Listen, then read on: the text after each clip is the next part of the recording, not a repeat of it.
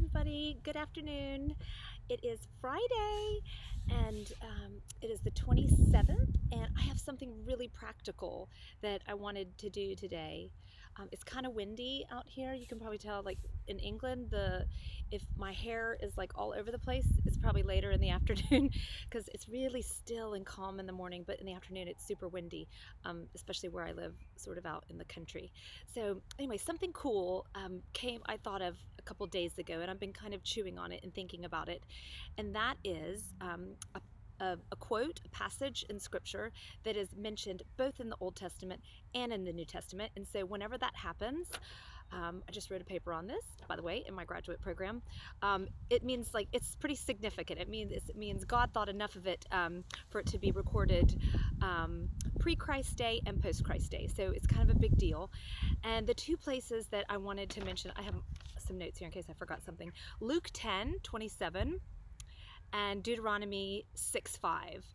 And basically the same words are echoed by Christ when he is asked by the teachers of the law a question, and the same question was given to Moses basically when he was in the desert with the Israelites. Go to those two places and look it up for some more detail. But this is what basically the question of the time was asked, and it was, how do I love the Lord? Like, how do I love God? What can I do to show God that I love him? And I want to read it here for you. I'll read it from Luke's passage, and it says, love the Lord your God with all your heart, with all your soul, with all your strength, and with all your mind, and your neighbor as yourself. So 2 times, it's actually more, it's recorded another time in the New Testament, but 2 times. So heart, soul, strength, and mind, and to love our neighbor. And so when I started thinking about this, I thought, okay, well, let's come up with something fun and practical to do, since we're all at home and we need to occupy our times. And I thought maybe this could become a practice for somebody. And so I started thinking about my daily practices. What does my life look like as a graduate student, as a mom, as a wife, as a friend, and all of those kind of things that sort of take up time in my day. And I thought, well, let me see like how I can best see if I'm doing these sorts of things, because I do want to love God with all of my heart, mind, soul, strength. And so let's take it like one by one. So when you look at heart, what does that mean to love the Lord your God with all your heart? And I started and I'm sure this is just one level, and there are many other ways for people to unpack this, but for me, this is sort of what came to mind. It's like, to love him with all your heart, it's that thing that you are so passionate about, that thing that keeps those people that keep coming to your mind, coming to your heart, the people that you have a burden for, the people that you worry about, the people that you care about. It could be orphans, it could be elderly people, it could be children, it could be your own children, it could be basically, it's just that thing that just makes a passion inside of you. If you're single, it could be, maybe you play an instrument, and that is, how you love with all your heart. For me, I teach women's ministry, so basically I started these vlogs a week ago, and this was just like a way that I could love God with all my heart, or I hope to be able to. The second thing, love the Lord your God with all your soul, and your soul is made up of your mind, your will, and your emotions. And this is for me, like, this is a suggestion. This is where you go to God all by yourself, maybe to talk about those things that you love with all your heart.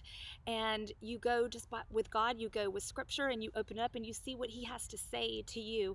And basically, we take all of our thoughts from our mind, we take our feelings, our emotions, and we just give it over to him, and we say, how am I doing in these areas, and are they pleasing to you? Are they hurting me? And to really think, because God did give us minds. We're not supposed to, we are supposed to be to think and make reasonable decisions.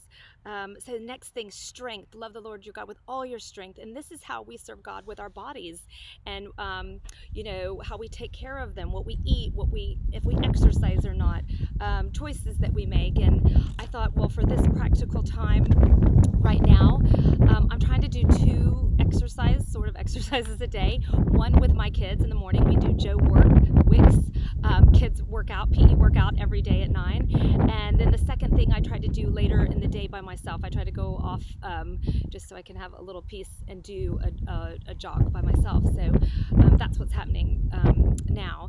And then love the Lord your God with all your mind. And this is something like this is the time where I know one of Liam's friends has always wanted to learn Japanese, and he had hoped to do that this summer. So now he is probably going to do that now. Maybe you've wanted to learn how to do some kind of craft. That's not my gift, but that might be yours. This is the time. Or maybe an instrument. If you have a piano in your house and you've never played it, or if you want to just study some topic. My sister is a permanent student, so this applies to her.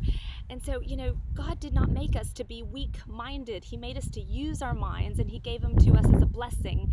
And so we need to think and use our brains. And so I wake up every day, particularly now during this season, and I have my quiet time, and that sort of feeds the soul part. But I also have the mind part where I do get on the internet, and like for right now, I'm trying to read up on COVID-19, not too much because it will overwhelm your mind. But I just got done earlier today watching 2 YouTube videos. One, how to wash your groceries, because that's a mind exercise if you've ever seen that video going around. And second, I watched this doctor give a whole story about the molecular arrangements of the COVID virus and how it affects our respiratory system and why it's so dangerous.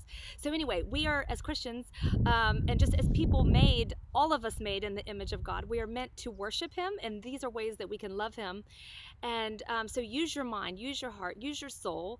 And then the last thing, the most important thing, this thing that Jesus says, and just after all of these things, just after, is to love your neighbor as yourself. And I know that so many people are doing that. They're looking for ways to take care of people in their neighborhood. They're looking for, like, there's prayer chains going on. There's just so many things in every city and village across the world that's going on. So I think we're getting it. God is like, okay, I've been trying to get your attention, and you guys are starting to get it. So I hope this blesses you. Maybe over the weekend, try some of these. Just go to those 2 passages, look them up, maybe jot down some ways that you think you can effectively incorporate these into your day, and I hope it will bless you. Have a great day. God bless.